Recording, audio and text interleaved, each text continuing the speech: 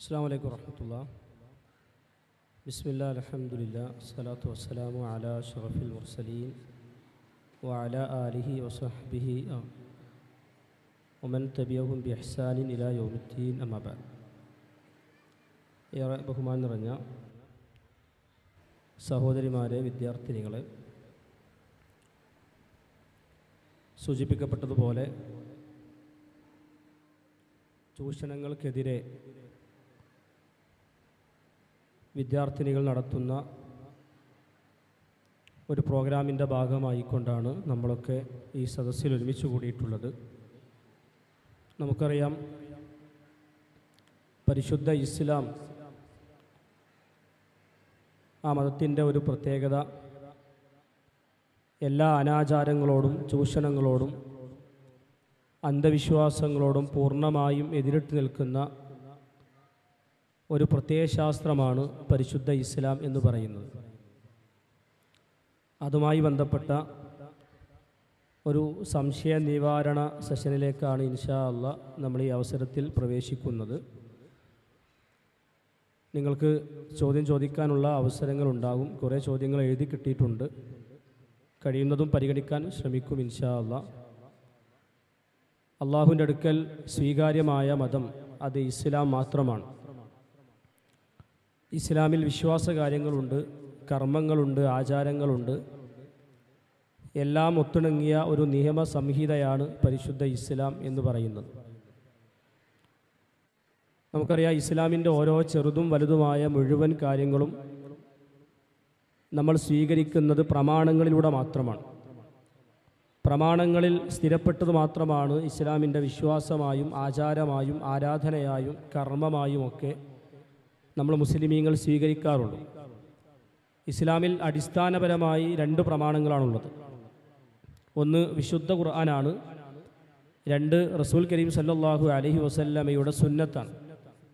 ഈ രണ്ട് പ്രമാണങ്ങളിൽ സ്ഥിരപ്പെട്ടു വന്ന കാര്യങ്ങളാണ് നമ്മൾ സ്വീകരിക്കുകയും അതാണ് നമ്മൾ പിൻപറ്റുകയും ചെയ്യുക. എന്നാൽ നമുക്കറിയാം, നമ്മുടെ നാടുകളിലുള്ള പല വിഭാഗങ്ങളുടെയും പല മനുഷ്യരുടെയും വിശ്വാസങ്ങൾ പരിശോധിച്ച് നോക്കിയാൽ ഇതല്ലാത്ത മറ്റ് അനേകം പ്രമാണങ്ങളെ സ്വീകരിക്കുന്ന കുറേ ആളുകളെ നമ്മുടെ നാടുകളിലൊക്കെ കാണാൻ സാധിക്കും. ബുദ്ധിയെ പ്രമാണമാക്കുന്ന ആളുകളുണ്ട് നമ്മുടെ നാട്ടിൽ. ഖുർആനിനെയും സുന്നത്തിനെയും പുറമെ ബുദ്ധി ഒരു പ്രധാന പ്രമാണമായി എടുക്കുകയും ബുദ്ധിക്കനുസരിച്ച് ഇസ്ലാമിൻ്റെ വാചകങ്ങളെ, ഖുർആനിൻ്റെ ആയത്തുകളെ, പ്രവാചകൻ്റെ ഹദീസുകളൊക്കെ വ്യാഖ്യാനിച്ചു കൊണ്ടുപോകുന്ന ആളുകൾ നമ്മുടെ നാടുകളിലൊക്കെ ഉണ്ട്. അതേപോലെ തന്നെ പണ്ഡിതന്മാരുടെ വാചകങ്ങൾ ഒരു തെളിവായി, ഒരു പ്രമാണമായി സ്വീകരിക്കുന്ന ആളുകളുണ്ട്. സ്വപ്നകഥകൾ അത് തെളിവായി സ്വീകരിക്കുന്ന ആളുകളുണ്ട്. സ്വന്തം ഇച്ഛകളെ, ആഗ്രഹങ്ങളെ അല്ലെങ്കിൽ അനുഭവങ്ങളെ ഇസ്ലാമിൻ്റെ ഒരു പ്രമാണമായി സ്വീകരിക്കുന്ന ആളുകളുണ്ട്. ഇതിൽ നിന്നെല്ലാം ഖുർആനും സുന്നത്തും മാത്രമാണ് ഇസ്ലാമിൻ്റെ അടിസ്ഥാന പ്രമാണം എന്ന് പഠിപ്പിക്കുന്നവരാണ് സലഫികൾ, മുജാഹിദുകൾ. ബുദ്ധിയെ പ്രമാണമായി ഇസ്ലാം ആത്യന്തികമായി സ്വീകരിക്കുന്നില്ല. മറ്റ് സ്വപ്നകഥകളെയോ അല്ലെങ്കിൽ അനുഭവങ്ങളെയോ അല്ലെങ്കിൽ മറ്റു ആഗ്രഹങ്ങളെയോ ഒന്നും ഇസ്ലാം ഒരു പ്രമാണമായി സ്വീകരിക്കുന്നില്ല. അതിൽ തന്നെ നമുക്കറിയാം, ഖുർആൻ മാത്രമാണ് പ്രമാണം എന്ന് പറയുന്നവരുമുണ്ട്. വിശുദ്ധ ഖുർആൻ മാത്രമാണ് പ്രമാണം, റസൂൽ കരീം സല്ലല്ലാഹു അലൈഹി വസല്ലമയുടെ ഹദീസുകൾ പ്രമാണമല്ല എന്ന് പറഞ്ഞ് ഇസ്ലാമിൻ്റെ വൃത്തത്തിൽ നിന്നും പിഴച്ചു പോകുന്ന ആളുകളും നമ്മുടെ നാടുകളിലൊക്കെ ഉണ്ട്. അപ്പോൾ നമ്മൾ അടിസ്ഥാനപരമായി ഇവിടെ മനസ്സിലാക്കേണ്ടത് വിശുദ്ധ ഖുർആനും പ്രവാചകൻ സല്ലല്ലാഹു അലൈഹി വസല്ലമയുടെ ഹദീസുകളുമാണ് നമ്മുടെ പ്രമാണം. ആ ഖുർആനും സുന്നത്തും പറഞ്ഞതനുസരിച്ച് പൂർണ്ണാർത്ഥത്തിൽ സ്വീകരിക്കുക. അതിൽ സ്ഥിരപ്പെട്ടു വന്ന കാര്യങ്ങൾ നമ്മുടെ ബുദ്ധി കൊണ്ടോ ആലോചനകൾ കൊണ്ടോ ഒന്നും ചിന്തിക്കുന്നതിനപ്പുറത്ത് അള്ളാഹു സുബ്ഹാനഹു വ തആല അത് വഹി അടിസ്ഥാനത്തിൽ നമ്മെ പഠിപ്പിച്ച കാര്യമാണ് എന്ന് ബോധ്യപ്പെടുകയും വിശ്വസിക്കുകയും ചെയ്യുക എന്നത് പ്രധാനപ്പെട്ട കാര്യമാണ്. അതേപോലെ തന്നെ ഖുർആനിനെയും സുന്നത്തിനെയും നമ്മൾ മനസ്സിലാക്കേണ്ടത് എങ്ങനെയാണ് എന്നതൊരു പ്രശ്നമാണ്. ഓരോരുത്തരും സ്വന്തം വായനക്കനുസരിച്ച്, ഓരോരുത്തരും സ്വന്തം വ്യാഖ്യാനങ്ങൾ നടത്തി അവരുടെ താല്പര്യങ്ങൾക്കനുസരിച്ച് ഖുർആനിനെ വ്യാഖ്യാനിക്കാൻ പാടില്ല, ഹദീസുകളെയും വ്യാഖ്യാനിക്കാൻ പാടില്ല. അതിനെ വിശദീകരിക്കുന്ന ഒരു രീതിശാസ്ത്രം നമുക്കുണ്ട്. അതാണ് മൻഹജുസ് സലഫ് എന്ന് പറയുന്നത്. എങ്ങനെയാണ് റസൂൽ കരീം സല്ലല്ലാഹു അലൈഹി വസല്ലം ആ ഖുർആനിനെ വിശദീകരിച്ചത്? സ്വഹാബത്ത് എങ്ങനെയാണ് ഖുർആനിനെയും പ്രവാചകൻ്റെ ഹദീസിനെയും മനസ്സിലാക്കിയത്? സ്വഹാബത്തിനെ കണ്ടുപഠിച്ച താബിഉകളും തബഉ താബിഈങ്ങളും എങ്ങനെയാണോ ഖുർആനും ഹദീസും മനസ്സിലാക്കിയത് അതുപോലെ മനസ്സിലാക്കണം.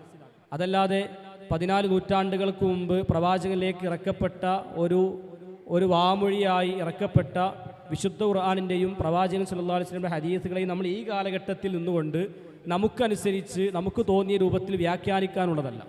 അത് ആ കാലഘട്ടത്തിലേക്ക് റസൂൽ കരീം സല്ലല്ലാഹു അലൈഹി വസല്ലം അത് പഠിപ്പിച്ചു കൊടുക്കുമ്പോൾ അവരെങ്ങനെയാണോ അതിനെ മനസ്സിലാക്കിയത് അത് കൃത്യമായി പഠിക്കുകയും അതനുസരിച്ച് തന്നെ നമ്മൾ ഖുർആനിനെ മനസ്സിലാക്കുകയും ചെയ്യണം.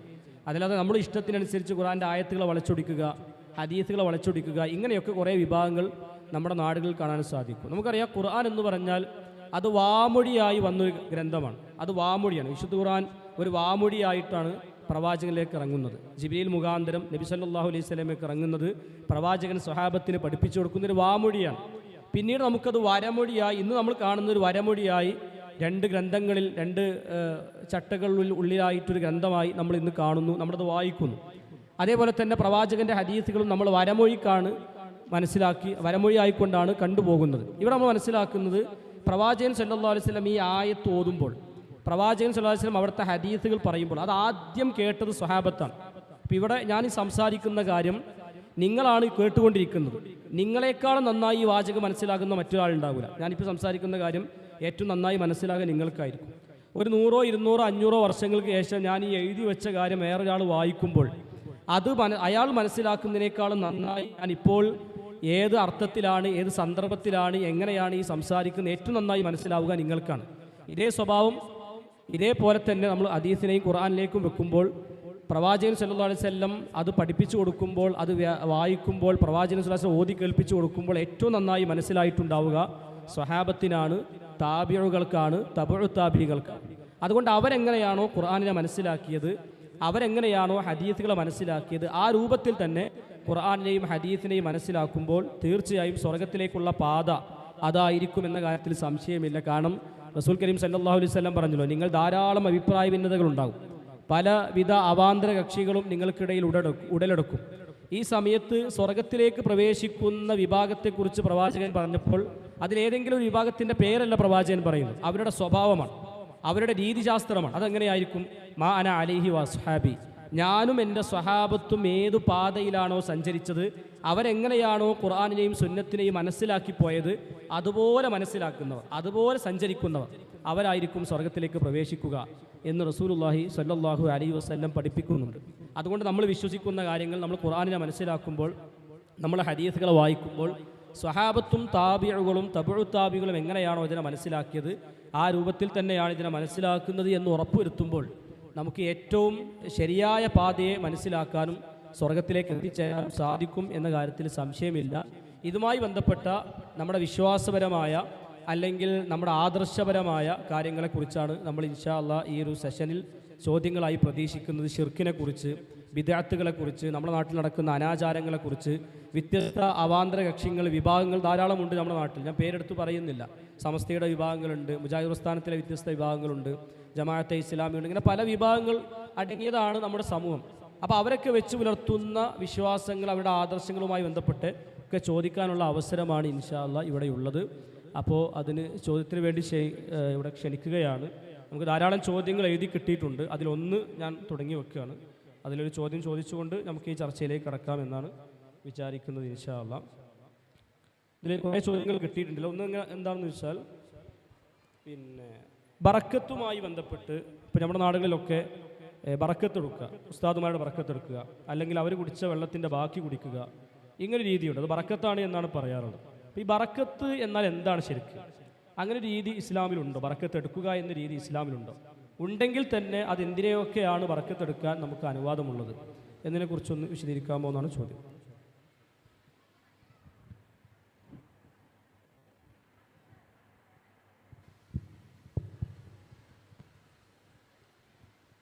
അസ്സലാമു അലൈക്കും വറഹ്മത്തുള്ളാഹി വബറകാതുഹു. ബിസ്മില്ലാഹി അൽഹംദുലില്ലാഹ് അല്ലാഹുമ്മ സ്വല്ലി അലാ മുഹമ്മദിൻ വഅലാ ആലി മുഹമ്മദ്. ബറക്കത്ത് എന്ന പദം ഒരു അറബി പദമാണ്. വർദ്ധിച്ച നന്മ എന്നാണ് യഥാർത്ഥത്തിൽ ബറക്കത്തിന് അർത്ഥം. ഖൈറ് അധികമായി ഉണ്ടാവുക, നന്മ അധികമായി ഉണ്ടാവുക എന്ന അർത്ഥത്തിലാണ് ബറക്കത്ത് എന്ന പദം ഉപയോഗിക്കപ്പെടുന്നത്. ഏത് വിഷയത്തിലും ഖൈറുകൾ നിശ്ചയിക്കുന്നത് അല്ലാഹു തആലയാണ്. ഒരേപോലെയുള്ള വസ്തുക്കളിൽ ഒന്നിൽ ഉള്ളതിനേക്കാൾ ഖൈറ് മറ്റൊന്നിലുണ്ടായാൽ അതിന് ബറക്കത്ത് എന്ന് ഭാഷാപരമായി പറയാൻ പറ്റും. ഉദാഹരണമായി പച്ചവെള്ളം, അതിൽ കുറേ നന്മകളുണ്ട്, കുറേ ഖൈറുകളുണ്ട്.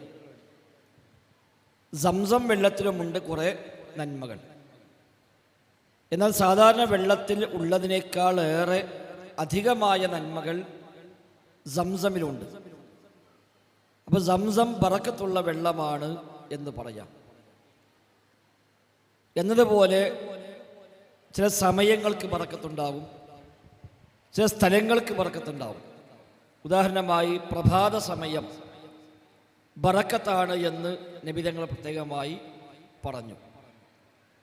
ചില സ്ഥലങ്ങൾ മക്ക, മദീന, മിന, മുസ്ദലിഫ, അറഫ പോലെയുള്ള സ്ഥലങ്ങളൊക്കെ ബറക്കത്തുള്ള സ്ഥലങ്ങളായി നിശ്ചയിക്കപ്പെട്ടതാണ്. റമദാൻ മാസം ബറക്കത്തുള്ള മാസമാണ്. ഏത് വിഷയത്തിലും ഖൈറ് നിശ്ചയിക്കുന്നത് അല്ലാഹുവാണ്. വർദ്ധിച്ച ഖൈറ്, ബറക്കത്ത് നിശ്ചയിക്കുന്നതും അല്ലാഹുവാണ്. അതുകൊണ്ട് ഏതിൽ ബറക്കത്തുണ്ട് എന്ന് അല്ലാഹുവാണ് തീരുമാനിക്കുന്നത്, അവനാണ് നിശ്ചയിക്കുന്നത്. അല്ലാഹു അവൻ്റെ റസൂലോ ആണ് നമുക്കത് പറഞ്ഞു തരേണ്ടത്. ഇനി ഒന്നിൽ ബറക്കത്തുണ്ട് എന്ന് വന്നാൽ തന്നെ ആ ബറക്കത്ത് നമുക്ക് എങ്ങനെ ഉപയോഗപ്പെടുത്താം, നമുക്കതെങ്ങനെ ഉപയോഗിക്കാം എന്നതും അല്ലാഹുവും റസൂലുമാണ് പഠിപ്പിച്ചു തരേണ്ടത്. തബാറക്കല്ലദീ ബിയദിഹിൽ മുൽക്കു വഹുവ അലാ കുല്ലി ഷൈഇൻ ഖദീർ. അല്ലാഹുവിൻ്റെ കയ്യിലാണ് മുഴുവൻ അധികാരവുമുള്ളത്. ആ റബ്ബ് തബാറക്ക, ബറക്കത്തുടയവനാകുന്നു എന്നാണ് തബാറക്ക സൂറയിൽ, സൂറത്തുൽ മുൽക്കിൽ 1-ാമത്തെ ആയത്തിൽ അല്ലാഹു തആല പഠിപ്പിച്ചത്. ഏതിൽ ബറക്കത്തുണ്ട് എന്ന് അല്ലാഹു പറയണം, അത് എങ്ങനെ ഉപയോഗിക്കാമെന്നും അല്ലാഹു റസൂലോ പഠിപ്പിക്കണം. ഇപ്പോൾ സംസം വെള്ളം ബറക്കത്താണ്, അത് കുടിച്ചാൽ രോഗം ശിഫയാകും എന്ന് നബി തങ്ങൾ പറഞ്ഞു. അത് ഭക്ഷണത്തിന് പകരം അത് മതി എന്ന് നബി തങ്ങൾ പറഞ്ഞു. അപ്പോൾ അതിനുപയോഗിക്കാം. അത് ആ ബറക്കത്ത് ഉപയോഗിക്കാനുള്ള വഴി അതാണ്. ഓരോന്നിൻ്റെയും ബറക്കത്ത് അല്ലാഹും റസൂലും പഠിപ്പിച്ച രൂപത്തിലാണ് നമുക്ക് ഉപയോഗിക്കാൻ അനുവാദമുള്ളത്. പ്രവാചകർ ബറക്കത്തുള്ളവരാണ്. ഖുർആനെ കൊണ്ട്, ഹദീസ് കൊണ്ട് സ്ഥിരപ്പെട്ട വിഷയമാണ്. നബിയെ എങ്ങനെ ബറക്കത്തെടുക്കാം, അത് നബിയാണ് പഠിപ്പിച്ചു കൊടുക്കേണ്ടത്.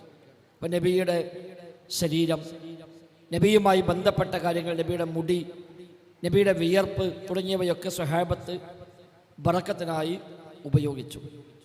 അത് നബി സ്വല്ലല്ലാഹു അലൈഹി വസല്ലം തങ്ങൾ അവർക്ക് പഠിപ്പിച്ചു കൊടുത്തു, അംഗീകാരം നൽകി. എന്നാൽ നബിക്ക് ബറക്കത്തുണ്ടെങ്കിൽ അത് ഉസ്താദുമാർക്കും ഉണ്ടാവേണ്ടതല്ലേ, മഹാന്മാർക്കും ഉണ്ടാവേണ്ടതല്ലേ എന്ന ന്യായം പറഞ്ഞുകൊണ്ട് മറ്റൊരാളെ ബറക്കത്തിനെ ഉപയോഗിക്കാൻ പറ്റുമോ? ഇല്ല.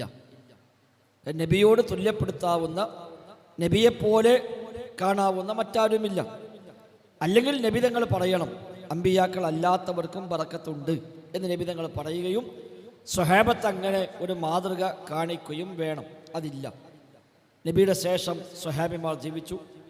അബൂബക്കർ സിദ്ദീഖും ഉമർ ഖത്താബും ഉസ്മാൻ അഫ്ഫാനും ഒക്കെ ഉണ്ടായിട്ടും സ്വഹാബിമാരോ താബിഈങ്ങളോ അവരൊന്നും അടുത്ത് പോയി അവരിൽ നിന്ന് ബറക്കത്ത് പ്രതീക്ഷിക്കുകയോ അവർ കുടിച്ച വെള്ളമോ അവരുടെ മുടിയോ അവരുടെ വസ്ത്രങ്ങളോ ഒന്നും ബറക്കത്തിനായി ഉപയോഗിച്ചതായി സ്ഥിരപ്പെട്ടു വന്നിട്ടില്ല.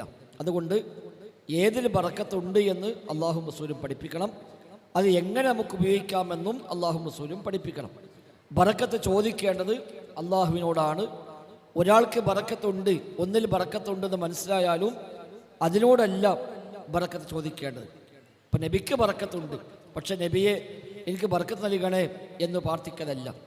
നേരെ മറിച്ച് നമ്മുടെ പ്രാർത്ഥന അല്ലാഹുമ്മ ബാരിക് അലാ മുഹമ്മദിൻ വ അലാ ആലി മുഹമ്മദ്, അല്ലാഹുവേ മുഹമ്മദ് നബിക്കും കുടുംബത്തിനും നീ ബറക്കത്ത് നൽകണേ എന്നാണല്ലോ നമ്മളൊക്കെ പ്രാർത്ഥിക്കുന്നത്. അപ്പോൾ ബറക്കത്ത് കൊടുക്കുന്നത് അല്ലാഹുവാണ്.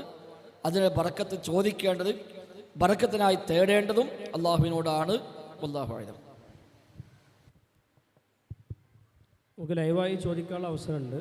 ആരെങ്കിലും ഉണ്ടെങ്കിൽ ജസ്റ്റ് കൈ പൊക്കിയാൽ അവർക്ക് മൈക്ക് കയ്യിലേക്ക് തരാം. ധാരാളം ചോദ്യങ്ങൾ എഴുതി കിട്ടിയതിനെ പരിഗണിക്കാനുണ്ട്. ദയവായി ചോദിക്കുന്ന ആരെങ്കിലും ഉണ്ടെങ്കിൽ അവർക്ക് കൈവക്കുകയാണെങ്കിൽ ഒരു അവസരം തരാം ഇൻഷാ അല്ലാഹ്. ആരെങ്കിലും ഉണ്ടോ? ഒന്ന് എണീറ്റ് നിന്നാൽ മതി ഉണ്ടെങ്കിൽ.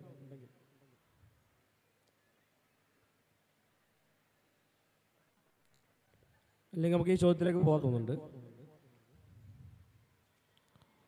ഓക്കെ, ഇതിൽ അടുത്തൊരു ചോദ്യം വന്നതെന്ന് വെച്ചാൽ, പിന്നെ ഖബറുകൾ കെട്ടി ഉയർത്താൻ പാടില്ല, ഖബറുകൾ കെട്ടി ഉയർത്താൻ പാടില്ല, അത് ജൂതനസ്രാണികളുടെ സ്വഭാവമാണ്, അതിന് ശാപമുണ്ട് എന്ന് പറയുകയും, എന്നാൽ സൗദി അറേബ്യയിൽ നബി സല്ലല്ലാഹു അലൈഹി വസല്ലമയുടെ ഖബർ കെട്ടി ഉയർത്തിയിട്ടുമുണ്ട്, അതിൻ്റെ മുകളിൽ പച്ച കുബ്ബയുണ്ട്. അപ്പോൾ അത് രണ്ടും കൂടി ചേർന്ന് വരുന്നില്ലല്ലോ എന്നാണ് ഒരു ചോദ്യത്തിൻ്റെ ഒരു ഉദ്ദേശം. ധാരാളം ഹദീസുകളിൽ സ്ഥിരപ്പെട്ട വിഷയമാണ് ഖബർ കെട്ടി ഉയർത്താൻ പാടില്ല, ഖബർ സിമൻ്റ് ഇടാൻ പാടില്ല, അതിന് മീതെ പള്ളികളോ ബിൽഡിങ്ങുകളോ കുബ്ബകളോ ഒന്നും നിർമ്മിക്കാൻ പാടില്ല എന്നൊക്കെ ഒരുപാട് ഹദീസുകൾ ആ വിഷയമായി വന്നിട്ടുണ്ട്. നബി സ്വല്ലല്ലാഹു അലൈഹി വസല്ലം തങ്ങൾ പറഞ്ഞതായി ഒരുപാട് സ്വഹാബിമാർ കേട്ടു. ആയിഷ ബീവി ഉദ്ധരിക്കുന്നു, അനസ് ബിൻ മാലിക് പറയുന്നു, അതേപോലെ സമുറത്ത് ബിൻ ജുന്ദുബ് പറയുന്നു. ഇങ്ങനെ ഒരുപാട് സ്വഹാബിമാർ പറഞ്ഞു, നബി പറയുന്നത് ഞാൻ കേട്ടിരിക്കുന്നു എന്ന് പറഞ്ഞുകൊണ്ട് അവരൊക്കെ പറഞ്ഞു, ഖബർ നിങ്ങൾ കെട്ടിയുയർത്തരുത്, ഖബർ ബിൽഡിംഗ് ആക്കി മാറ്റരുത്, ഖബറിന് മേൽ സിമൻ്റ് ഇടാൻ പാടില്ല തുടങ്ങിയ വ്യത്യസ്തങ്ങളായ പദപ്രയോഗങ്ങളിൽ നബിതങ്ങൾ അക്കാര്യം നമ്മെ പഠിപ്പിച്ചു. യഹൂദികളും നസ്വാറാക്കളും അഥവാ ജൂതരും ക്രിസ്ത്യാനികളും പണ്ടേ അങ്ങനെ ചെയ്യുന്നവരാണ്, അതുകൊണ്ട് അവർക്ക് അല്ലാഹുവിന്റെ ശാപമുണ്ട് എന്ന് പോലും നബി സല്ലല്ലാഹു അലൈഹി വസല്ലം മരിക്കാൻ കിടക്കുന്ന ആ അവസാന സമയങ്ങളിൽ പോലും ആവർത്തിച്ചു പറഞ്ഞതായി കാണാൻ കഴിയും. പാടുകൾ പൊതുവെ നമ്മൾ നാട്ടിൽ പ്രചരിപ്പിക്കാറുണ്ട്. അങ്ങനെയാണെങ്കിൽ നബിയുടെ ഖബർ കെട്ടി ഉയർത്തിയിട്ടില്ലേ, നബിയുടെ ഖബർ ജാറമല്ലേ, അവിടെ പച്ചക്കൊമ്പ ഇല്ലേ എന്നൊക്കെ ചോദിക്കാറുണ്ട്. നബിയുടെ ഖബർ കെട്ടി ഉയർത്തിയിട്ടില്ല. നബിയുടെ ഖബർ ഉണ്ടായത് ഹിജറ 11-ാം വർഷമാണ്. നബി തങ്ങൾ വഫാത്തായത് ഹിജറ 11-ാം വർഷം റബീഉൽ അവ്വൽ മാസം 12-നാണ് നബിയുടെ വഫാത്ത്. സ്വഹാബിമാരാണ് നബിയുടെ മയ്യത്ത് ഖബറിലേക്ക് ഇറക്കിയതും ഖബർ മൂടിയതുമൊക്കെ. അവരാ ഖബർ കെട്ടി ഉയർത്തിയിട്ടില്ല, അവരവിടെ ദർഗയാക്കി മാറ്റിയിട്ടില്ല, അവരവിടെ ഒരു കുബ്ബയുണ്ടാക്കിയിട്ടില്ല, കെട്ടിടമുണ്ടാക്കിയിട്ടില്ല. എന്നു മാത്രമല്ല, ആളുകൾ ആ ഖബറിനെ ആരാധനാ കേന്ദ്രമാക്കുമോ എന്ന പേടി കൊണ്ടാണ് ഞങ്ങൾ ആ ഖബർ പുറത്തേക്ക് പോലും കൊണ്ടുപോകാതെ വീട്ടിൽ തന്നെ മറവ് ചെയ്തത് എന്ന് ആയിഷ റളിയല്ലാഹു അൻഹ പറയുന്നുമുണ്ട്. നബിയുടെ ഖബർ നിലത്തിൽ നിന്ന് ഒരു ചാൺ ഉയരത്തിൽ മാത്രമാണ് ഉള്ളത്. സാധാരണ നമ്മുടെ നാട്ടിലെ ഖബറുകളെ പോലെ ഒരു ചാൺ ഉയർത്തി, നിലത്തിൽ നിന്ന് ഇങ്ങനെ ഒരു ചാൺ ഉയരത്തിലാണ് നബിയുടെ ഖബർ ഉള്ളത്. സ്വഹാബിമാരെല്ലാം ആ ഖബർ അങ്ങനെയാണ് അവർ പരിപാലിച്ചു പോകുന്നത്. താബിഈങ്ങളുടെ കാലത്തും തമിഴ് താബിഈങ്ങളുടെ കാലത്തും ഒക്കെ അങ്ങനെ തന്നെയായിരുന്നു. പിന്നീട് ഹിജറ 7-ാം നൂറ്റാണ്ടിൽ നബിയുടെ കാലം കഴിഞ്ഞ് 700 കൊല്ലത്തോളമാകുമ്പോൾ ഹിജറ 678-ലാണ് ആ ഖബറിൻ്റെ മുകൾ ഭാഗത്ത് ആദ്യമായി ഒരു കുബ്ബ രാജാക്കന്മാർ നിർമ്മിക്കുന്നത്. അത് ദീനുമായി ബന്ധമുള്ള കാര്യമല്ല, സ്വഹാബത്തിൻ്റെ ചെയ്തിയല്ല, താബിഈങ്ങളുടെ ചെയ്തിയല്ല, പണ്ഡിതന്മാരാരും അങ്ങനെ അംഗീകരിച്ച് ഫത്വ കൊടുത്ത് ഉണ്ടാക്കിയതല്ല. ഭരണം മാറി വന്നപ്പോൾ ചില രാജാക്കന്മാർ അവർ കൊണ്ടുവന്ന ഒരു ഭരണ പരിഷ്കരണം എന്ന നിലക്കാണ് ഹിജറ 678-ൽ സുൽത്താൻ മൻസൂർ കലാവുൻ എന്ന് പറയുന്ന ഒരു രാജാവാണ് ആദ്യമായി ആ ഖബറിന് മീതെ ഒരു കുബ്ബ നിർമ്മിക്കുന്നത്. അന്നത് നീലക്കുബ്ബയാണ്. പിന്നീട് ഒരു 500 കൊല്ലം കഴിഞ്ഞപ്പോൾ ഹിജറ 1100-കൾക്ക് ശേഷമാണ് ആ നീലക്കുബ്ബ പച്ചക്കുബ്ബയായി മാറിയിട്ടുള്ളത്. അന്നും ഖബർ കെട്ടിയുയർത്തിയിട്ടില്ല. ഖബർ ഇപ്പോഴും ഒരു ചാണോളം ഉയരത്തിൽ ഉള്ള രീതിയിലാണ് നബിയുടെ ഖബർ ഉള്ളത്. പക്ഷെ അവിടെ ആർക്കും പ്രവേശനമില്ലാത്ത വിധം, ഉള്ളിലേക്ക് കയറി നോക്കാൻ കഴിയാത്ത വിധം ആ ഖബറുകളെ 3 ചുമരുകൾ കൊണ്ട് അല്ലാഹു തആല സംരക്ഷിക്കുകയാണ് ചെയ്തത്. ആർക്കും ഉള്ളിൽ കയറി ചെല്ലാൻ കഴിയില്ല. ഖബർ തൊടാനോ ഖബർ മുത്താനോ അവിടെ പോയി ജാറം മൂടാനോ അവിടെ പോയി ചന്ദനത്തിൽ കത്തിക്കാനോ വിളക്കെത്തിക്കാനോ ഒന്നും സാധിക്കാത്ത വിധം അല്ലാഹു തആല ഖബറിനെ സംരക്ഷിച്ചു. അതിൻ്റെ ഭാഗമായി അതിൻ്റെ പരിസരത്ത് ഒരു വലിയ ചുമരുണ്ടാക്കി, ആ ചുമരിന് പുറത്ത് മറ്റൊരു ചുമരുണ്ടാക്കി, അതിന് പുറത്ത് വീണ്ടും ഒരു ചുമരുണ്ടാക്കി. ഈ 3 ചുമരുകളുടെ ഉള്ളിലാണ് നബിയുടെ ഖബർ ഇപ്പോഴും ഉള്ളത്. അവിടെ ലോക ചരിത്രത്തിൽ ആർക്കും തന്നെ ആ ഖബറിലേക്ക് കയറി ചെല്ലാൻ കഴിയില്ല.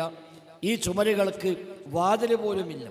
ഈ 3 ചുമരിനും വാതിൽ പോലുമില്ല ഉള്ളിലേക്ക് കടക്കാൻ. അങ്ങനെ ആർക്കും ഖബർ ആരാധിക്കാൻ കഴിയാത്ത വിധം അള്ളാഹു അതിനെ സംരക്ഷിച്ചു. കാരണം നബി തങ്ങൾ ദുആ ചെയ്താണ്, അല്ലാഹുമ്മ ലാ തജ്അൽ ഖബ്രി വസനൻ യുഅബദ്, അല്ലാഹുവേ എൻ്റെ ഖബർ ആരാധിക്കപ്പെടുന്ന വിഗ്രഹമാക്കരുതേ എന്ന് നബി ദുആ ചെയ്തു. ആ പ്രാർത്ഥനയ്ക്ക് അള്ളാഹു കൊടുത്ത ഉത്തരമാണ് ഇങ്ങനെ ചുമരുകൾക്കുള്ളിലായി സംരക്ഷിച്ചത് എന്ന് വരെ പണ്ഡിതന്മാർ അതുമായി ബന്ധപ്പെട്ട് വിശദീകരിച്ചത് കാണാം. ഏതായിരുന്നാലും നബിയുടെ ഖബറുണ്ടായ കാലത്തോ സ്വഹാബിമാർ ജീവിച്ച 100 കൊല്ലക്കാലത്തോ താബിഈങ്ങൾ ജീവിച്ച കാലഘട്ടത്തിലോ ഒന്നും അവിടെ കുബ്ബയുമില്ല, ഒന്നും ഉണ്ടായിട്ടില്ല. 700 കൊല്ലം കഴിയുമ്പോഴാണ് കുബ്ബ ഉണ്ടാകുന്നത്. അത് തന്നെ ഒരു രാജാവിൻ്റെ പ്രവർത്തനമാണ്. അത് പിന്നീട് വ്യത്യസ്ത കാലത്ത് വ്യത്യസ്തമായ നിറങ്ങളിൽ അത് മാറി വന്നു എന്നല്ലാതെ ദീനിൽ തെളിവുള്ള കാര്യമല്ല. അതിനേക്കാൾ ഉപരി നാം മുന്തിക്കേണ്ടത് നബിതങ്ങൾ പറഞ്ഞ കാര്യങ്ങളാണ്. ധാരാളം ഹദീസുകൾ, ഒരു 50-ലേറെ ഹദീസുകൾ ഖബർ കെട്ടിയുയർത്താൻ പാടില്ല എന്നും, ഇരിക്കാൻ പാടില്ല, ചവിട്ടാൻ പാടില്ല, സിമൻ്റ് ഇടാൻ പാടില്ല തുടങ്ങിയ വ്യത്യസ്തങ്ങളായ പദപ്രയോഗങ്ങളിൽ ഒരു 50-ലേറെ ഹദീസുകൾ നബിതങ്ങൾ പറഞ്ഞതായി ഈ വിഷയത്തിൽ നമുക്ക് കാണാൻ കഴിയും. അല്ലാഹു അഅലം. ഓക്കെ, ഇതിൽ വന്നിട്ടുള്ള മറ്റൊരു ചോദ്യം എന്താ വെച്ചാൽ, പിന്നെ നേർച്ചകളോടുള്ള ഇസ്ലാമിൻ്റെ ഒരു സമീപനം എന്താണ്? ഇപ്പോൾ നമ്മുടെ നാട്ടിൽ നേർച്ച എന്ന് കേൾക്കുമ്പോൾ തന്നെ ആനയും ചെണ്ടയും ബാൻഡുമേളവും ഒക്കെ ഉള്ള ഏതെങ്കിലും ഖബറിൻ്റെ പരിസരത്ത് നടത്തുന്ന ഏതെങ്കിലും പ്രോഗ്രാമുകളോ അങ്ങനെയൊക്കെ ആയിരിക്കും. എന്നാൽ ഇസ്ലാമിൽ അനുവദിക്കപ്പെട്ടൊരു നേർച്ച എന്താണ്? നമ്മുടെ നാട്ടിൽ നടന്നുകൊണ്ടിരിക്കുന്ന നേർച്ചകൾ എന്താണ് എന്നാണ് ചോദ്യം. നേർച്ചയുമായി ബന്ധപ്പെട്ട് നമ്മുടെ നാട്ടിൽ കാണുന്ന നേർച്ചയൊന്നും നേർച്ചയല്ല. അത് പേരിൽ മാത്രമേ നേർച്ച എന്നുള്ളൂ. യഥാർത്ഥ ഇസ്ലാം പഠിപ്പിച്ച നേർച്ചയേ അല്ല. ആണ്ടു നേർച്ചകൾ, അതേപോലെ നേർച്ച പൂരങ്ങൾ, ആഘോഷങ്ങൾ, അതുപോലെ പലരുടെയും പേരിൽ സ്ഥാപിക്കപ്പെടുന്ന നേർച്ചപ്പെട്ടികൾ, ഇതൊന്നും യഥാർത്ഥത്തിൽ ഇസ്ലാം പഠിപ്പിക്കുന്ന നേർച്ചയല്ല. അത് പേര് മാത്രമേ നേർച്ച എന്നുള്ളൂ. യഥാർത്ഥ നേർച്ച എന്ന് പറഞ്ഞാൽ നിർബന്ധമില്ലാത്ത ഒരു പുണ്യകർമ്മം സ്വയം നിർബന്ധമാക്കുക എന്നാണ്. ഉദാഹരണമായി നാളെ തിങ്കളാഴ്ചയാണ്. തിങ്കളാഴ്ച നോമ്പ് പുണ്യകർമ്മമാണ്, സുന്നത്താണ്, എന്നാൽ നിർബന്ധമില്ല. ഒരാൾ തീരുമാനിക്കുകയാണ് ഞാൻ നാളെ നോമ്പ് നോൽക്കാൻ നേർച്ചയാക്കി എന്നൊരാൾ തീരുമാനിച്ചാൽ അയാൾക്ക് നാളെ നോമ്പെടുക്കൽ നിർബന്ധമാണ്. ഇതാണ് ഇസ്ലാമിലെ നേർച്ച. ഇന്ന് രാത്രി തഹജ്ജുദ് കഴിക്കാൻ നേർച്ചയാക്കി എന്നൊരാൾ തീരുമാനിച്ചാൽ അതോടുകൂടി അയാൾക്ക് ഇന്ന് രാത്രി തഹജ്ജുദ് നിർബന്ധമായി മാറി. ചെയ്തില്ലെങ്കിൽ കുറ്റക്കാരനായി മാറും. ഒരു പാവപ്പെട്ട ആളെ സഹായിക്കാൻ നേർച്ചയാക്കാം, ഖുർആൻ ഓതാൻ നേർച്ചയാക്കാം, ദിക്ർ ചൊല്ലാൻ, ദുആ ചെയ്യാൻ, സ്വലാത്ത് ചൊല്ലാനൊക്കെ നേർച്ചയാക്കാം. പള്ളികൾക്ക്, ദീനിയായ സംരംഭങ്ങൾക്ക് ഒക്കെ ഒരാൾക്ക് നേർച്ച നേരം. ഇതൊക്കെ ഇസ്ലാം പഠിപ്പിച്ച നേർച്ചകളാണ്. അപ്പം മറിയം ബീവിയുടെ ഉമ്മ നേർച്ചയാക്കിയത് തൻ്റെ കുട്ടിയെ പള്ളിയുടെ പരിപാലനത്തിന് വേണ്ടി ഞാൻ മാറ്റി നിർത്താം എന്നായിരുന്നു നേർച്ച. ഇനി നെതർത്തുലക്ക മാഫി ബത്നി മുഹററ, ഗർഭിണിയായപ്പോൾ അവർ നേർച്ച നേർന്നു. ഈ കുട്ടി ജനിച്ചു വളർന്നു വരുമ്പോൾ ബൈത്തുൽ മുഖദ്ദസിൻ്റെ പരിപാലനത്തിന് വേണ്ടി ഞാൻ ആ കുട്ടിയെ പൂർണ്ണമായും മാറ്റി നിർത്തുന്നു. അത് നേർച്ചയാണ്. കാരണം പള്ളി പരിപാലിക്കുക എന്നുള്ളത് പുണ്യകർമ്മമാണ്. അപ്പം പള്ളി പരിപാലിക്കാൻ തൻ്റെ ഒരു മകനെ അല്ലെങ്കിൽ തൻ്റെ മകളെ പൂർണ്ണമായും അതിനു വേണ്ടി മാറ്റിവെക്കുക എന്നത് ഒരു നല്ല കാര്യമാണ്. അതവർ നേർച്ചയാക്കി. സക്കരിയ നബിയുടെ നേർച്ച ഖുർആൻ പറഞ്ഞു, ഇനി നെതർത്തുൽ റഹ്മാനി സൗമ, ഞാൻ നോമ്പ് നേർച്ചയാക്കിയിരിക്കുന്നു. മറിയം ബീവിയും നോമ്പ് നേർച്ചയാക്കി, അതേപോലെ സക്കരിയ നബിയും നോമ്പ് നേർച്ചയാക്കി. അപ്പം നോമ്പ് നേർച്ചയാക്കാൻ പറ്റിയ കാര്യമാണ് എന്നർത്ഥം. നിർബന്ധമില്ലാത്ത ഏത് പുണ്യകർമ്മവും ഒരാൾക്ക് നേർച്ചയാക്കാം.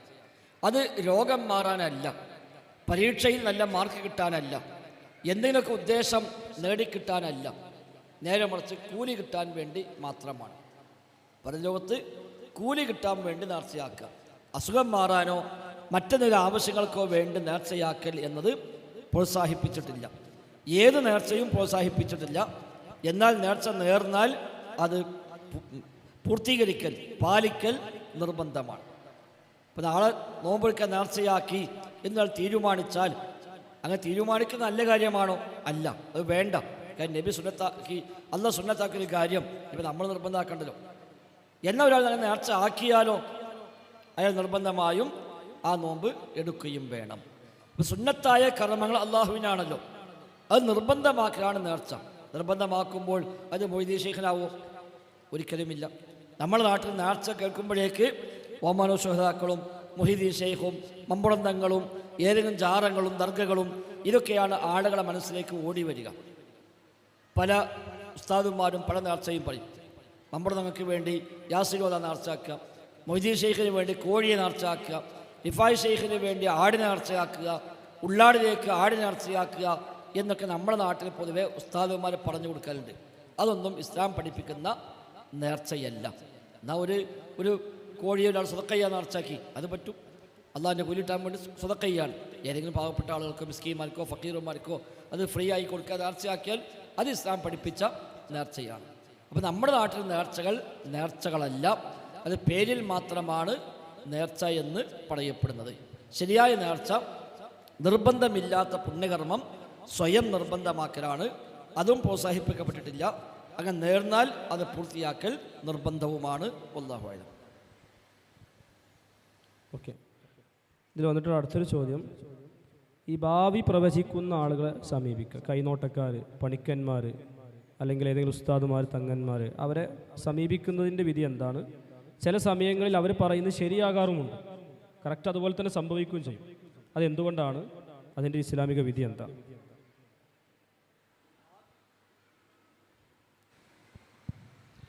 ഭാവി പ്രവചിക്കുവാൻ യഥാർത്ഥത്തിൽ ആർക്കും സാധ്യമല്ല. അല്ലാഹു തആല വിശുദ്ധ ഖുർആനിൽ പറഞ്ഞു, ഒമാ തദ്രി നഫ്സും മാദാ തക്സിബു ഗദാ, നാളെ എന്ത് ചെയ്യുമെന്ന് ഒരാൾക്കും അറിയുകയില്ല. ആർക്കും പറയാൻ പറ്റും നാളെ എന്താ ചെയ്യാൻ. നാളെ എന്തു ചെയ്യണം എന്ന് നമുക്ക് പ്ലാൻ ഉണ്ടാവും, പക്ഷെ നടക്കുമോ ഇല്ലേ ആർക്കും പറയാൻ പറ്റില്ല. അപ്പം നാളെ എന്തുണ്ടാകും, ഭാവിയിൽ എന്ത് നടക്കും, അത് ആർക്കും പറയാൻ കഴിയില്ല. പടച്ച റബ്ബിനെ മാത്രമേ നാളത്തെ കാര്യം അറിയുകയുള്ളൂ. അതുകൊണ്ട് തന്നെ ഭാവി പ്രവചിക്കുന്നവർ എന്ന ആ പ്രയോഗം തന്നെ ഇസ്ലാമികമായി ശരിയല്ല. അങ്ങനെ പ്രവചിച്ചാൽ അത് ശരിയാകണം എന്നുമില്ല. പിന്നെ ചില ലക്ഷണങ്ങൾ വെച്ച്, ചില എക്സ്പീരിയൻസ് വെച്ചൊക്കെ പറയുന്ന കാര്യമുണ്ടാവാം. അത് ശരിയാവാം, തെറ്റാവാം. അത് എക്സ്പീരിയൻസാണ്. ഇപ്പോൾ ഇലക്ഷനൊക്കെ വരുമ്പോൾ കുറേ ആളുകൾ പ്രവചിക്കും, ഇത്ര സീറ്റ് കിട്ടും, ഇത്ര സ്ഥലത്ത് ജയിക്കും, ഇന്നാൾ ജയിക്കും എന്നൊക്കെ പറയും. അത് അവരുടെ രാഷ്ട്രീയ അവബോധവും ഒരുപാട് കാലങ്ങളായിട്ടുള്ള പരിചയവും ആ നാടിനെ പറ്റിയുള്ള ധാരണയും അതൊക്കെ വെച്ചിട്ടാണ് ഇവർ പറയുന്നത്. അത് വേറെ എന്തെങ്കിലും സിദ്ധിയൊന്നുമല്ല. ഇപ്പോൾ നമ്മുടെ പുതിയ മുഖ്യമന്ത്രി വി.ഡി. സതീശൻ, അദ്ദേഹം ഇലക്ഷൻ സമയത്ത് പറഞ്ഞു 100+ സീറ്റ് കിട്ടുന്നതാണ്. അത് മൂപ്പര് ജോലിസനൊന്നുമല്ലല്ലോ, ജോലിസനായാലും പറയാൻ കഴിയില്ല. ഇപ്പം എങ്ങനെയപ്പോൾ അദ്ദേഹം പറഞ്ഞത് 100+ എന്നത് കിട്ടിയത് എത്ര കിട്ടി? 2 വെറും 2 102. അപ്പം പറഞ്ഞത് 100+, കിട്ടിയത് 102. ആ പറഞ്ഞത് ശരിയായി. അപ്പം എങ്ങനെ ശരിയായത്? അദ്ദേഹം കേരളം മൊത്തം യാത്ര ചെയ്തു, ഒരുപാട് തവണ സഞ്ചരിച്ചു, പല സ്ഥലത്ത് അദ്ദേഹം രാഷ്ട്രീയത്തിൽ ഇടപെട്ടു, കൃത്യമായ ഓരോ പ്രദേശവും പഠിച്ചു, അവിടേക്കുള്ള ആളുകളുടെ പൾസ് മനസ്സിലായി. അപ്പോൾ പറഞ്ഞു ഇത്ര ഉണ്ടാവും. അപ്പം ഈ സമ്മേളനം പ്രഖ്യാപിച്ചപ്പോൾ സംഘാടകർ പറഞ്ഞു ഏകദേശം 1000 കുട്ടികൾ പങ്കെടുക്കുന്നുണ്ട്. കറക്റ്റ് വന്നപ്പോൾ 1000 ആളുണ്ട്. അവർക്ക് എന്തോ കഴിവുണ്ട്, എന്തോ സിദ്ധിയുണ്ട് എന്നാരെയും പറയും. അതൊരു എക്സ്പീരിയൻസ് കാൽക്കുലേഷനാണ്. എന്നാൽ തെറ്റിയേക്കാം. അതല്ലാതെ നാളത്തെ കാര്യം പറയാൻ, ഭാവി കാര്യം പറയാൻ കഴിയുന്ന ആരും തന്നെ ഇല്ല. എന്നാൽ അങ്ങനെ അവകാശപ്പെടുന്ന ആളുകളുണ്ട്. മണഞ്ഞ കാര്യം പറയും എന്ന് അവകാശപ്പെടുന്ന ആൾ, കൈനോട്ടക്കാർ, ജ്യോത്സ്യന്മാർ, പണിക്കന്മാർ, തങ്ങന്മാർ, ബീവിമാർ, ചില ഉസ്താദുമാർ ബോർഡും വെച്ച് കാത്തിരിക്കും. ഭാവി പറയും, മണഞ്ഞ കാര്യം പറയും, കൈ നോക്കിയിട്ട് പറയും എന്താ സംഭവിക്കുക എന്നുള്ളത്. മുഖം നോക്കി പറയുന്നൊക്കെ, മുഖം നോക്കിയപ്പോൾ നമുക്കും പറയാൻ പറ്റും. വേറെ മുഖത്ത് നോക്കിയിട്ട് എന്തോ കള്ളലക്ഷണം ഉണ്ടല്ലോ എന്ന് പറഞ്ഞാൽ അത് ഭാവി മറഞ്ഞ കാര്യം പറഞ്ഞതല്ല, അത് തെളിഞ്ഞ കാര്യമാണ്. എന്നാൽ ഇങ്ങനെ വരുന്ന ആളുകൾ യഥാർത്ഥത്തിൽ തട്ടിപ്പന്മാരാണ്. അത് എന്ത് പേരിട്ടാലും, തങ്ങളായാലും ബീവി ആയാലും ഏത് പേരാണെങ്കിലും അതൊക്കെ ഇസ്ലാം പഠിപ്പിച്ചതല്ല, തട്ടിപ്പാണ്. ചില പൈശാചികമായ സഹായം കിട്ടിയേക്കാം എന്നല്ലാതെ മറ്റൊന്നുമില്ല. നബി തങ്ങൾ പറഞ്ഞു, അങ്ങനെ ഭാവി പറയുന്ന ഒരാളെ സമീപിക്കാൻ പോലും പാടില്ല, പോയി നോക്കാൻ പോലും പാടില്ല. ഒരു ബീവിയുണ്ട്, ഒരു തങ്ങളുണ്ട്, നമ്മൾ സ്വർണ്ണച്ചെയിന് പോയപ്പോൾ ആരോ പറഞ്ഞു ആ തങ്ങളെടുത്ത് പോയാൽ മതി. നമ്മൾ പറയാം തങ്ങൾ സ്വർണം കക്കണ ആളല്ല, അതുകൊണ്ട് അവിടെ പോണില്ല പറഞ്ഞാൽ മതി. അല്ലാതെ തങ്ങൾക്ക് അതിന് റോളുമില്ല, അങ്ങനെ പോയി നോക്കാൻ തന്നെ പാടില്ല. അങ്ങനെ പോയാൽ തന്നെ 40 ദിവസത്തെ നിസ്കാരം സ്വീകാര്യമാവുക ഇല്ലാന്ന്. ജസ്റ്റ് ഒന്ന് പോയി, നമ്മുടെ വിശ്വാസമൊന്നുമില്ല, അവിടെ ബീവിൻ്റെ എല്ലാവരും പറയുന്നു എന്നൊന്ന് പോയി നോക്കുക. തങ്ങളോട് ബീവിയോട് പോയി പറഞ്ഞു എൻ്റെ മാല പോയി, അല്ലെങ്കിൽ അസുഖമുണ്ട്, ബുദ്ധിമുട്ടുണ്ട്, ബീവി സാരല്ല കിട്ടിക്കോളുന്നാണ്. അതും ചോദിച്ച് പോന്നാൽ തന്നെ 40 ദിവസത്തെ നിസ്കാരം സ്വീകരിക്കപ്പെടുകയില്ല. ഇനി ആ പറഞ്ഞ കാര്യം വിശ്വസിച്ചാലോ, ഫഖദ് കഫറ ബിമാ ഉൻസില അലാ മുഹമ്മദിൻ സ്വല്ലല്ലാഹു അലൈഹി വസല്ലം, അല്ലാഹു തആല നബിക്ക് ഇറക്കി കൊടുത്ത ഈ ദീന്, ഈ ഖുർആനും ഹദീസുമൊക്കെ വിശ്വാസമില്ലാത്തവനായവൻ മാറിയിരിക്കുന്നു എന്ന് പോലും നബി തങ്ങൾ പറഞ്ഞു. അപ്പം അങ്ങനത്തെ ഒരു വഴി നമുക്കില്ല. നമുക്കങ്ങനത്തെ ബീവിയും വേണ്ട, തങ്ങളും വേണ്ട, ഒരു ജിന്നും വേണ്ട, ശൈത്താനും വേണ്ട, അങ്ങനത്തെ ഒരു സിദ്ധന്മാരും നമുക്ക് ആവശ്യമില്ല. എന്നിട്ട് അവിടുന്ന് നൂല് ഉതിത്തരും, ഏലസ് തരും, മന്ത്രിച്ച് കെട്ടാൻ പലതും പറഞ്ഞു തരും, ബറക്കത്ത് എന്ന് പറഞ്ഞ പലതും തരും. അതൊന്നും ദീന അംഗീകരിക്കുന്ന കാര്യമേ അല്ല. അങ്ങനത്തെ ഏലസും ഇല്ല, അങ്ങനത്തെ ഉറുക്കുമില്ല, അങ്ങനത്തെ ചരടുമില്ല. പല ആളുകളെയും വീട്ടിൻ്റെ മുമ്പിൽ, കടയുടെ മുമ്പിൽ, വാഹനത്തിന് മുമ്പിലൊക്കെ പലതും കാണാൻ എഴുതി തൂക്കി വെച്ചത്, കളം വരച്ചിട്ടും കുത്തി വരച്ചിട്ടൊക്കെ എഴുതി വെച്ചിട്ട് ഏതോ തങ്ങപ്പാപ്പ കൊടുത്തതാണ്, ഏതോ ബീബി കൊടുത്തതാണ്, അത് കിട്ടിയാൽ പിന്നെ ബറക്കത്തുണ്ടാകും, ഇത് വെച്ചാൽ എല്ലാ ബുദ്ധിമുട്ടും തീരും എന്നൊക്കെ പറയുന്ന പലതും കാണാം. അതൊന്നും ഇസ്ലാം അംഗീകരിച്ച കാര്യമല്ല. അതൊക്കെ ഷിർക്കിൻ്റെ വ്യത്യസ്തങ്ങളായ മുഖങ്ങളാണ്. ചെറുതും വലുതുമായ ഷിർക്ക് അതിലൂടെ സംഭവിക്കുന്നു. ആ ഷിർക്കിനോട് പൂർണ്ണമായും മാറി നിന്ന് പടച്ച റബ്ബിലേക്ക് പൂർണ്ണമായും എല്ലാം അർപ്പിച്ച് തവക്കുൽ ചെയ്ത് മുഅ്മിനായി മുവഹിദായി ജീവിക്കാനാണ് ശ്രമിക്കേണ്ടത്. വല്ലാഹു അഅലം. നമ്മുടെ സമയം അവസാനിക്കാൻ പോകണം. 1-2 ചോദ്യങ്ങൾ എടുത്തിട്ട് നിർത്താൻ തോന്നുന്നുണ്ട്. ലാസ്റ്റ് ചോദ്യം. അടുത്ത ചോദ്യം വന്നതെന്ന് വെച്ചാൽ, ഈ ശകുനങ്ങളിലുള്ള വിശ്വാസം, ശകുനങ്ങൾ ഇപ്പോൾ വീട്ടിൽ നിന്ന് ഇറങ്ങുമ്പോൾ കറുത്ത പൂച്ച മുന്നിൽ ചാടിയാൽ പ്രശ്നം, ഒറ്റമൈനയെ കണ്ടാൽ പ്രശ്നം, ഇങ്ങനെയുള്ള കുറേ വിശ്വാസങ്ങളുണ്ടല്ലോ നാട്ടിൽ.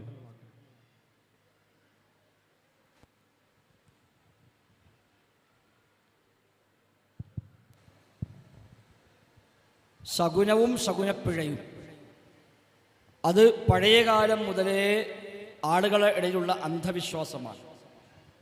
നൂഹ് നബി സ്വല്ലല്ലാഹു അലൈഹി വസല്ലമയുടെ കാലം മുതൽ ആളുകൾ തെറ്റായ ഈ വിശ്വാസം കൊണ്ടു നടക്കുന്നുണ്ട് എന്ന് വിശുദ്ധ ഖുർആൻ നമ്മെ പഠിപ്പിക്കുന്നുണ്ട്.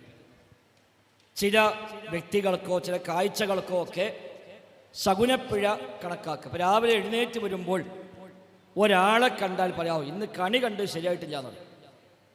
കണി കണ്ടത് ശരിയായില്ല, അതുകൊണ്ട് ഇന്ന് ബുദ്ധിമുട്ടായിരിക്കും. മുസ്ലിമികൾക്ക് ആ വിശ്വാസമില്ല. അത് ഹിന്ദുക്കൾക്ക് ഉണ്ട്. അതുകൊണ്ട് ആ ഹിന്ദുക്കളൊക്കെ പഴയ കാലത്ത് വീടിൻ്റെ മുമ്പിൽ തൊഴുത്തുണ്ടാക്കും. വീടിൻ്റെ മുമ്പിൽ തൊഴുത്ത്, ആ മുമ്പിൽ തന്നെ പശു ഉണ്ടാവും.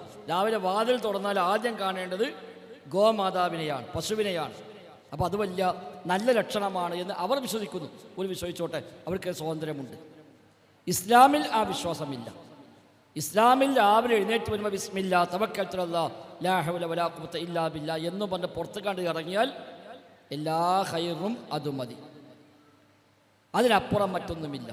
കറുത്ത പൂച്ച ക്രോസ് ചെയ്താൽ ഇന്ന് യാത്ര ശരിയാവൂല എന്ന് വിശ്വസിക്കുന്ന മുസ്ലിമീങ്ങളുണ്ട്. അതേപോലെ ചില പക്ഷികളെ കണ്ടാൽ അത് മരണവാർത്തയാണ്, അല്ലെങ്കിൽ അതെന്തെങ്കിലും സന്തോഷം കൊണ്ടുവരുന്ന കാര്യമാണ്. ഇങ്ങനെ തുടങ്ങി വ്യത്യസ്തങ്ങളായ ലക്ഷണങ്ങൾ ആളുകൾ കണക്കാക്കാറുണ്ട്. ചിലതൊക്കെ ചില നന്മയുടെ ലക്ഷണമായി, ഭാഗ്യത്തിൻ്റെ ലക്ഷണമായി, ചിലത് ദൗർഭാഗ്യത്തിൻ്റെ ലക്ഷണമായി ഒക്കെ ആളുകൾ വിശ്വസിച്ചു പോരുന്നു. അങ്ങനത്തെ ഒന്നുമില്ല. അമ്പിയാക്കൾ വന്നപ്പോൾ പോലും നാട്ടുകാർ പറഞ്ഞു, ഖാലു ഇന്നാ തതയ്യർനാ ബിക്കും. യാസീൻ സൂറത്തിൽ കാണാം, ഒരു നാട്ടിലേക്ക് നബിമാർ വന്നപ്പോൾ ആ നാട്ടുകാർ പറഞ്ഞു, നിങ്ങൾ വന്നതുകൊണ്ട് ഇവിടെ ആകെ ശകുനപ്പിഴയാണ്, ഇവിടെ ആകെ ബുദ്ധിമുട്ടായി, കട്ടപ്പാടായി, മുസീബത്തായി എന്ന് അമ്പിയാക്കളെ പറ്റി നാട്ടുകാരെ പറഞ്ഞു എന്ന് വിശുദ്ധ ഖുർആനിൽ അല്ലാഹു തആല എടുത്തു പറയുന്നുണ്ട്. അപ്പം അങ്ങനത്തെ ഒരു ശകുനപ്പിഴയില്ല. എല്ലാ ഖൈറും റബ്ബാണ് നൽകുന്നത്, എല്ലാ ഷർറും റബ്ബിൻ്റെ തീരുമാനത്തെ അടിസ്ഥാനത്തിൽ മാത്രമാണ് ഉണ്ടാകുന്നത്. അല്ലാഹുവിൻ്റെ തീരുമാനമില്ലാതെ ഒരു കാര്യവും നടക്കുന്നില്ല. അതിനപ്പുറത്ത് ഒരു പൂച്ചക്കോ ഒരു മൂങ്ങക്കോ ഒരു പല്ലിക്കോ ഒരു പക്ഷിക്കോ ഒന്നും ഇവിടെ ഖൈറിനെ കൊണ്ടുവരാനോ ഷർറിനെ തടുക്കുവാനോ സാധ്യമല്ല. ആ ഗണത്തിൽ ഒരുപാട് വിശ്വാസം നമ്മുടെ നാട്ടിലുണ്ട്.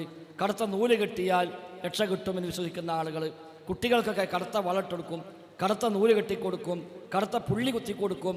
അതേപോലെ അരയിൽ പോലും ചരട് കെട്ടുമ്പോൾ കറുപ്പ് മാത്രം കെട്ടും. അതേപോലെ ആദ്യമായി ഒരു മാവ് അത് കായുണ്ടാകുമ്പോൾ കറുത്തൊരു തുണിയുമ കെട്ടിക്കൊടുക്കും.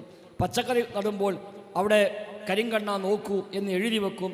ചട്ടി കമഴ്ത്തി വെക്കും, ആളെ കോലം കെട്ടി വെക്കും. ഇതൊക്കെ ഈ തെറ്റായ വിശ്വാസങ്ങളുടെ ഭാഗമാണ്.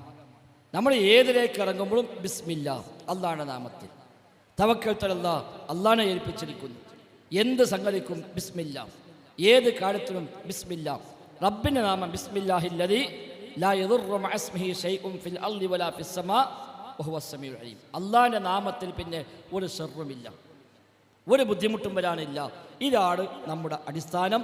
ഖൈറും ഷർറുമൊക്കെ സംഭവിക്കുന്നത് റഹ്മാനായ റബ്ബിൻ്റെ തീരുമാനത്തിൻ്റെ അടിസ്ഥാനത്തിൽ മാത്രമാണ്. റബ്ബ് കണക്കാക്കാത്തൊരു ഖൈറും കിട്ടൂല, റബ്ബ് കണക്കാക്കിയ ഖൈറ് കിട്ടാതെ പോവുകയുമില്ല. അല്ലാഹുമ്മ ലാ മാനിഅ ലിമാ അഅ്തൈത വലാ മുഅ്തി ലിമാ മനഅ്ത. റബ്ബേ, നീ തന്നാൽ തടയാൻ ആരുമില്ല, നീ തടഞ്ഞാൽ തരാനും പാടില്ല. അതൊരു ഉറച്ച വിശ്വാസമായി മാറണം. അത് സമാധാനമാണ്, അത് നിർഭയത്വമാണ്. ഇപ്പം നമ്മുടെ കൂട്ടായ്മ നാട് മുഴുവൻ ഒരു ആദർശ പ്രയാണം നടത്തുന്നുണ്ട്. നിർഭയത്വം തൗഹീദിലൂടെ എന്നാണ് അതിൻ്റെ പ്രമേയം തന്നെ. തൗഹീദ് ഉണ്ടായാൽ, അള്ളാഹിനെ മാത്രം ഒരാൾ മനസ്സിൽ ബോധ്യപ്പെട്ട് കഴിഞ്ഞാൽ അയാൾക്ക് സമാധാനം കിട്ടും, നിർഭയത്വം കിട്ടുമെന്ന ആശയമാണ് നാം അതിലൂടെ സമൂഹത്തെ ബോധ്യപ്പെടുത്തുന്നത്. അല്ലാഹു അക്ബർ.